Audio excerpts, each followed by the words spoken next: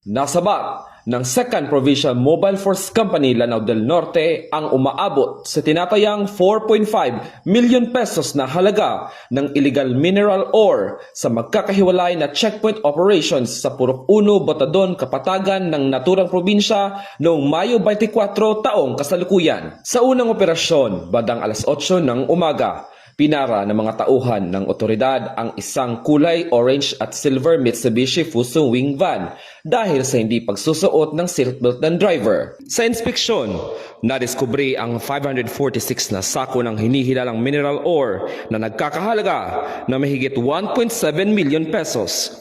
Walang maipakita na kaukulang dokumento ang driver na si alias Leopoldo para sa mga kargamento. Samantala, bandang alas 10:30 ng umaga sa kaparehong araw, dalawa pang Mitsubishi Fuso wing van trucks ang pinara sa kaparehong lugar matapos makatanggap ng intelligence report hinggil sa umunay transportasyon ng mineral ores. Kinilala ang mga driver na si alias Elmer at alias Nolbert.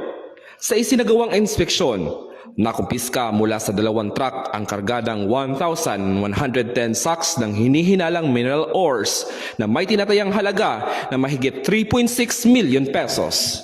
There's the transport of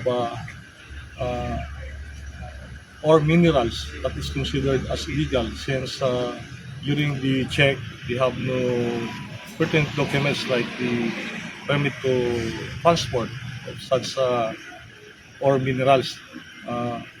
It's about 3 truck load of ore minerals will be subjected for a referral to prosecution office for appropriate criminal charges, and that accomplishment are all intel driven. So you can say that our intel community is giving information particularly sa mga illegal activities. So the Lanao del Norte Police Provincial Office is moving forward consistent in its mandate to implement the law with the help of the community. Ito ang bagong PNP para sa bagong Pilipinas. Serbisyo mabilis, tapat at nararamdaman.